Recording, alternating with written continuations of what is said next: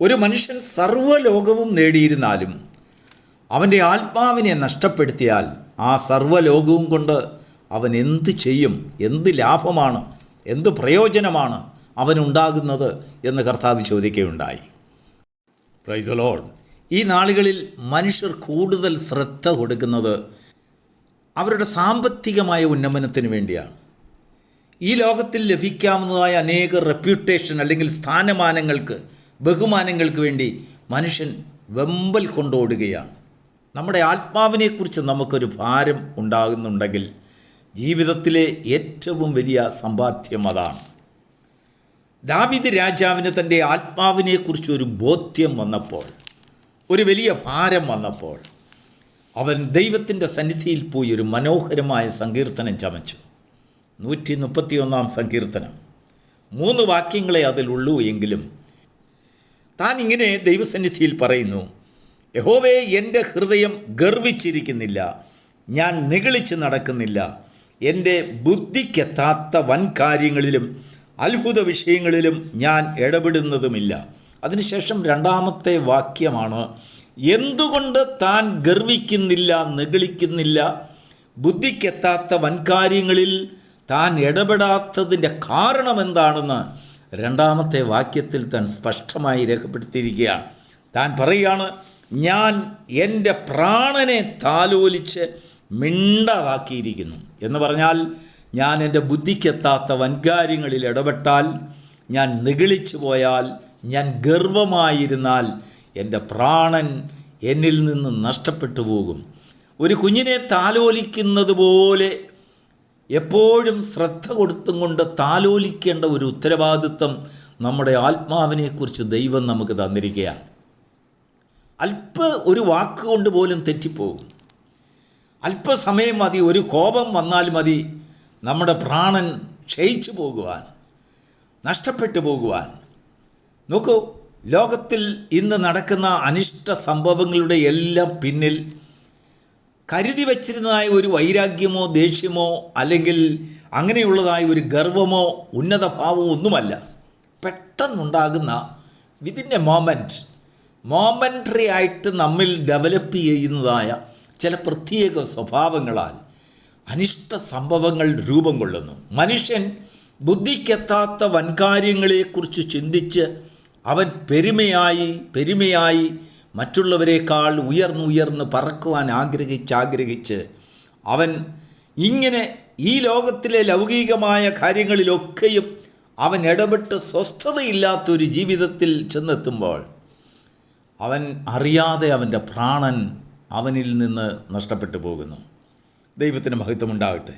താൻ പറയാണ്: എൻ്റെ പ്രാണൻ തൻ്റെ അമ്മയുടെ അടുക്കൽ മുലകുടി മാറിയ പൈതൽ എന്ന പോലെ എൻ്റെ പ്രാണൻ എൻ്റെ അടുക്കൽ മുലകുടി മാറിയതുപോലെയാകുന്നു എന്ന് പറഞ്ഞാൽ, മുലകുടി മാറാത്തതായ ഒരു പൈതലിനെ നോക്കൂ, അതെപ്പോഴും പാല് കുടിക്കാൻ കരഞ്ഞുകൊണ്ടിരിക്കും.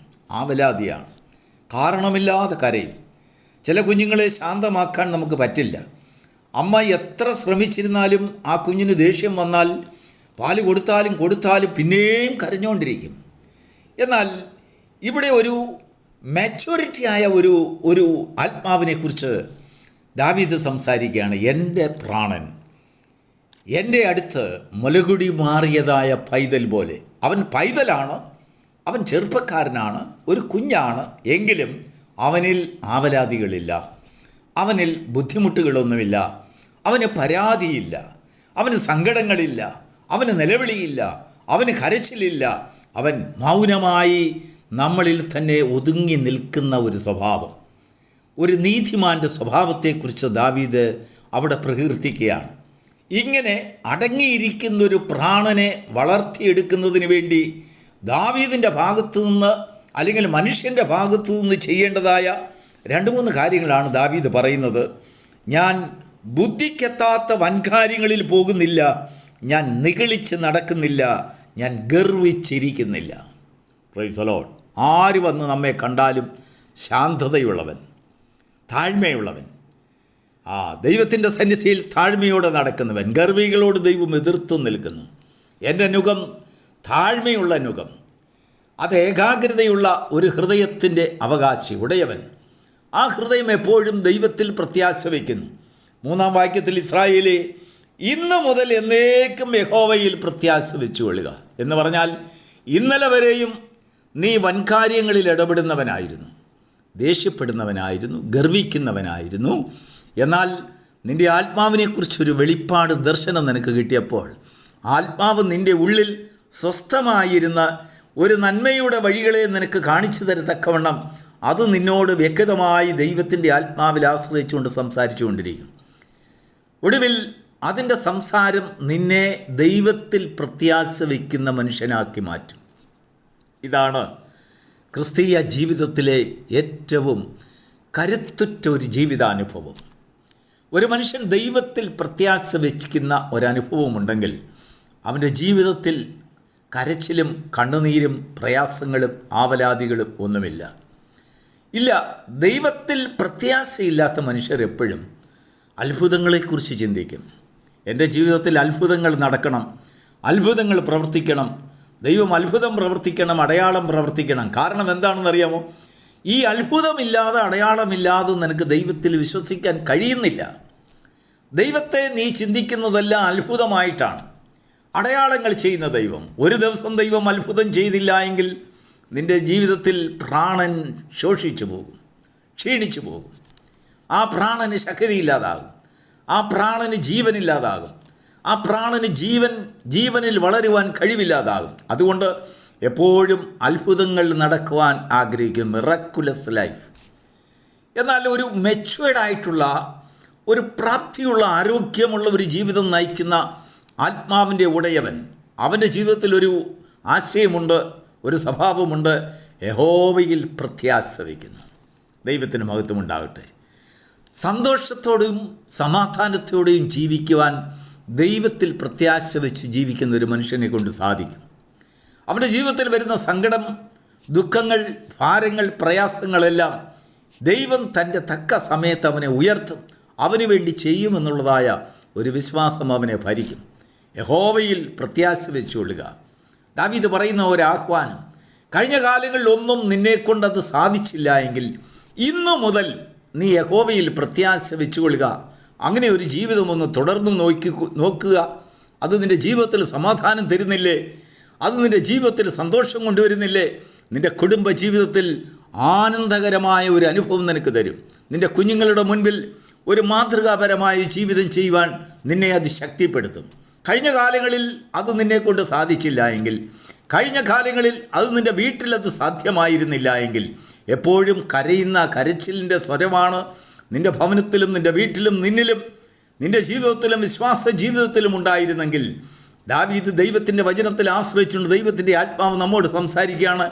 ഇന്ന് മുതൽ നീ യഹോവയിൽ പ്രത്യാശ വെച്ചുകൊള്ളുക. അങ്ങനെ ഒന്ന് നോക്കുക. ആ പ്രത്യാശ നിന്നെ ഒരു പുതിയ അനുഭവത്തിലേക്ക്, ജീവിതത്തിലേക്ക് കൊണ്ടുപോകും. എപ്പോഴും ദൈവത്തിൽ പ്രത്യാശിക്കുന്ന മനുഷ്യൻ നല്ലത് മാത്രം ദൈവം ചെയ്യുന്നു. ദൈവം ചെയ്യുന്നതെല്ലാം നന്മയ്ക്കായിട്ടല്ലാതെ തിന്മയ്ക്കായിട്ട് എൻ്റെ ദൈവം ഒന്നും ചെയ്യുകയില്ല. നമ്മുടെ കണ്ണുകളിൽ കൂടെ നോക്കുമ്പോൾ നമ്മുടെ ഉയർച്ചയ്ക്ക്, നമ്മുടെ അനുഗ്രഹത്തിന്, നമ്മുടെ അല്ലെങ്കിൽ സാമ്പത്തികമായ നഷ്ടത്തിന് കാരണമാകുന്ന ഒരുപാട് കാര്യങ്ങൾ നമുക്ക് കാണാൻ കഴിയും.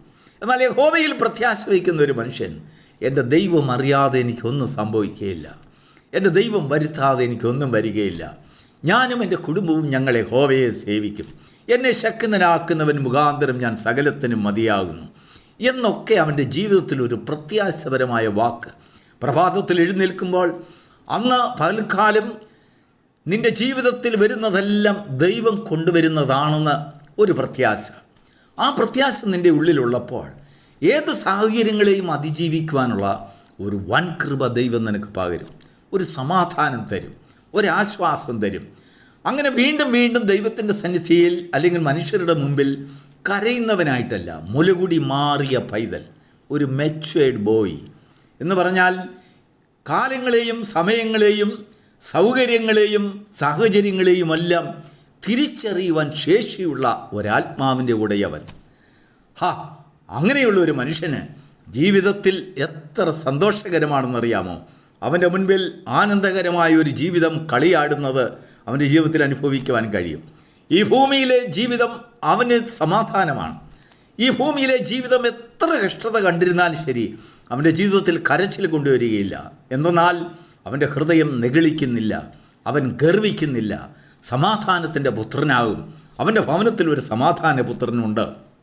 ദൈവത്തിന് മഹത്വം ഉണ്ടാകട്ടെ.